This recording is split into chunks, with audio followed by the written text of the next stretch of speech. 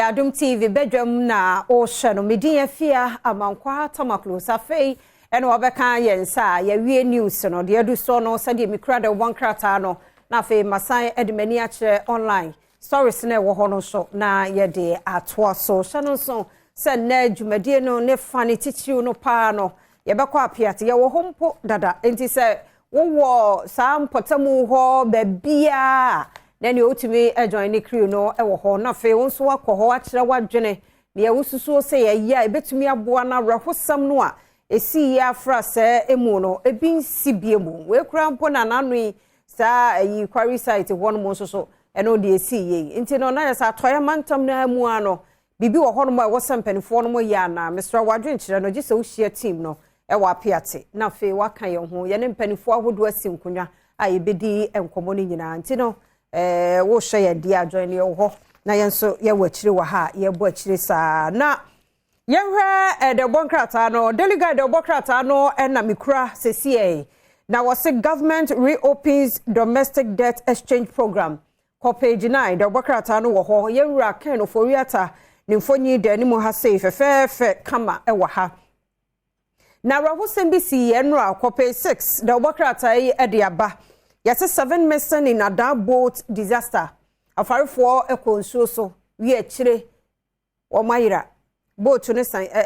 ememeye wi akire won mo ayira ye hwehwe wo mo ti atwerenchemu abofo ene wo mo etumi edware nsuo mu nyina tu wo ho agumo Mr. Ogebra delegate bokrata no e wosansem ni nyina nso e wa ha na fe kase enu mu sade de ema mo no fisheries ministry bans new canoes.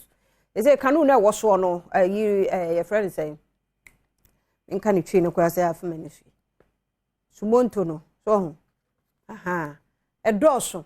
do they say you register omunya according to minister rutie we news no mu nti untime fa foforo bia ma meka ho se be ya de wo ho na dada na ombetimi manage ne saa nti se wo bo chi mu posel se de wo kan yi wo fa dua kese e so se ono be mienu ana wo keka abona de abesi nsu adabi se say de wo mo nya ne saa wo se 1st October ene ehase delegate obokrata no enso e de aba no pe kese pa eye ya yamrahye bedwani dom kwabenya batom pesua no so se de news no mo ye de ebra wo no wo say I'm sorry adwasafo Bex MPP kope 3 oba papa bi e chen se eyi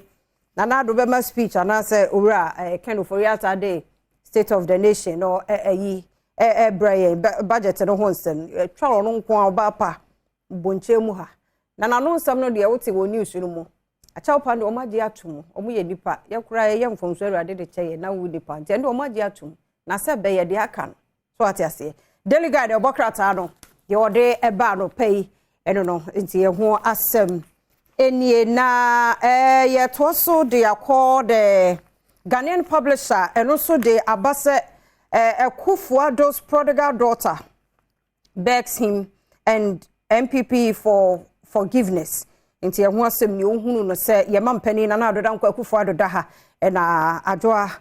Sarah adwa safon so ebo animo ha pay 3 na the Ghanaian publisher so de aba na se say agric minister target cocoa smugglers mo mutwe fam wia fam kokko ba binom ne ade no se say ho na oswafo owura brane champon so de nani ahwe mo saafo na se yi mu nyina asefiri ho no na yetimi ma yen cocoa no emudi yi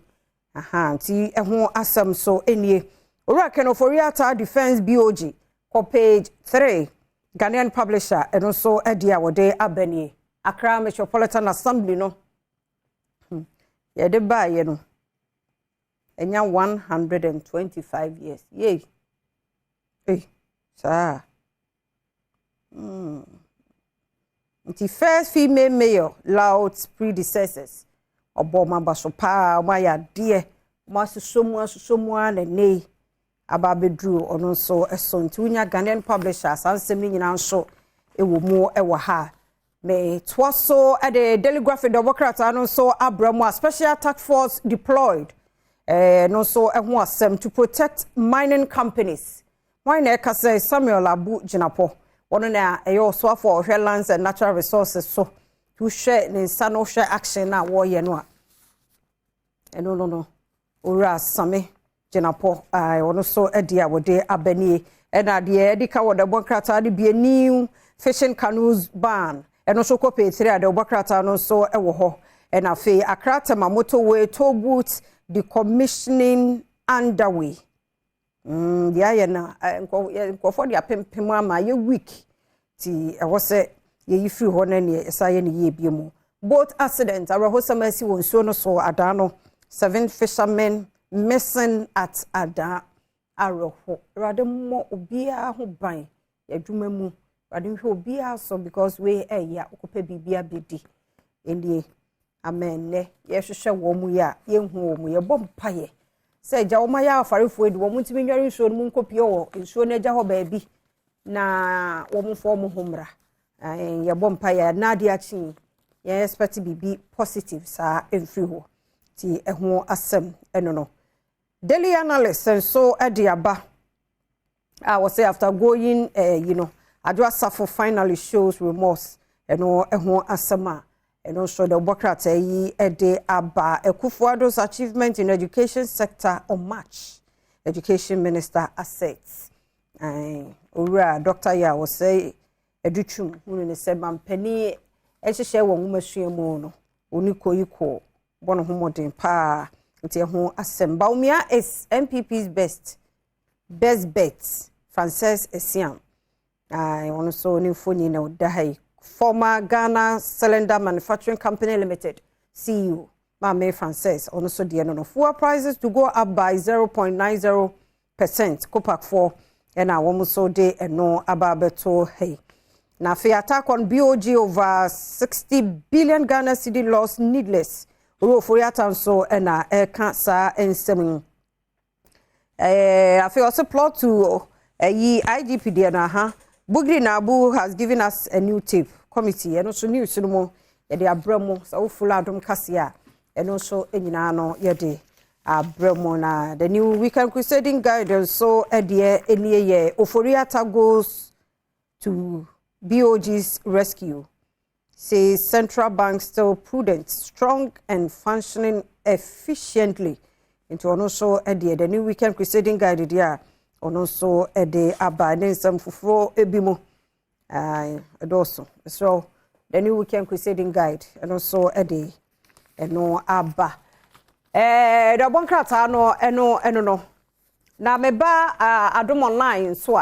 and some who will be a go anymore has say ya. We are tired. We cannot re-elect Adwa Safo for 2024. Dom Kwabenya constituency executives. Nti chaw pande na mka ye no. Oma di atum. But brofo no oma twa wa ha no. Oma brepa. Won san tumi nto aba no. Ma me Adwa Safo 2024 no emu biemu. Apa chaw ye nipa ye mfomso onu no ho a. Na apa chaw ye nye entum. Ti ho asam no otumfo or take a course on so akwa piemu was Scotland or the 3-day working visit na akohonomo tina na nkwa so bompa so obekobeba na bibia so ayekama eofie tie no badomonline.com and so ewa ha all you need to know about SNIT Seeds initiative for self-employed workers nti we no asem we adwuma bia we ye abobo ya baba hairdresser online entrepreneur obi a we tire obi apon atade we makeup artist ade bia we bia sika no SNIT se brabe seed we bi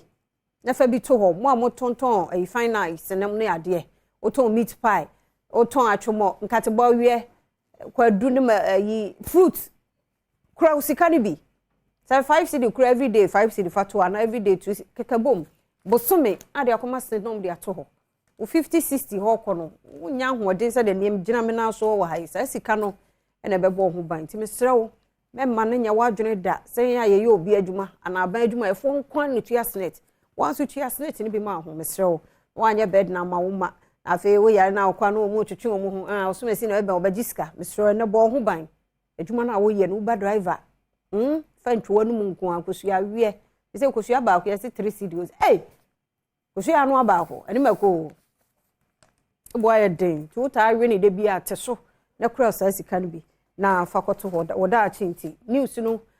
no so the bankrata e dia babadomonline.com so afarefo nso ya won mayira no so ye hwehwe wo mo no no eho asem ya Ensako speaks on the future of Ghana's economy, role of citizens. Nti eno so badomonline.com ha ya wonsako enso akasa de afagana yen daache sikasem no eho as a citizen no de onso enso utumi eye nyina wadomonline.com esro bowram na nsem bebre ho de osi ho na wanso watie bi na tumi aboa nti se wo konne na se utie yenko ade a wonam no unim de oman ekoso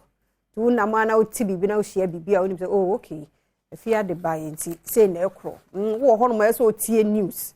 wo hwe wo de wonye obi a wo pekra no a at least headlines no ne ade sa wa hu de ekoso ye man mu ebi mo ho a udi politics no ne ade chi yampa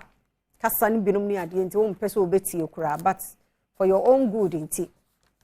wo de tie headlines ne keke se de mabobɔ so amawo ya na obi ka anya o se ne si da bay ene ehun at least ese onso hunu de ekoso ewo mamu sano nso sama cultural se ne no e de show ni free apiate na ebro rahosam si ya yabusua ne adofo bi afiri mu ene ebi ya wo mote ase ne nso wo nya kotwa enu nti obi nani obi ne nsa obi ne nan de ne ye so man na rahosam we no ebi nsi bie mu ene ye kukuru ye hu nyina edu apiate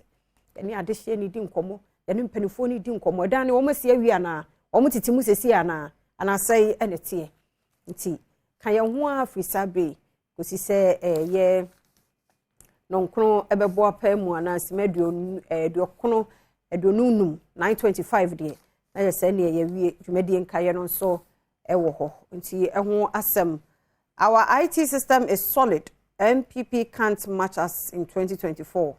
Omane Boama, Dr. Omane Boama. Nti where you know ya manjoonline.com obeka ye wo ikosi se so nti hu se obi so eda ho ewa ha no so ewa ha. Say no say NDC, say omo IT system na ye so solid on point. Ye say obi ntimi nye omu bukata.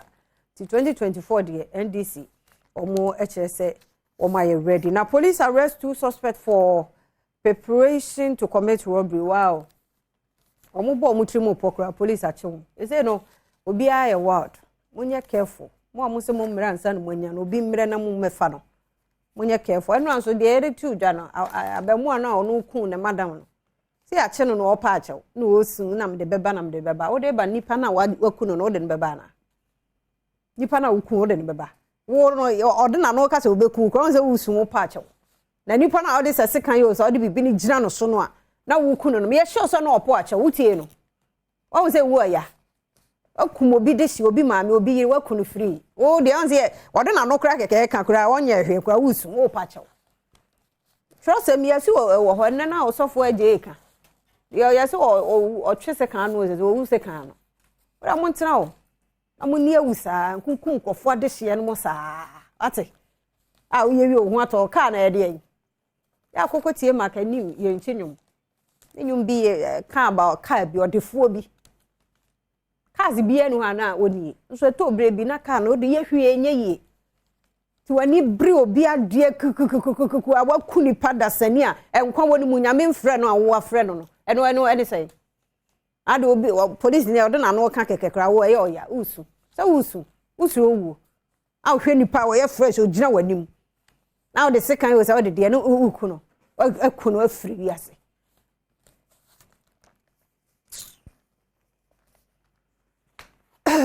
enti no eno no mo ani mrade esa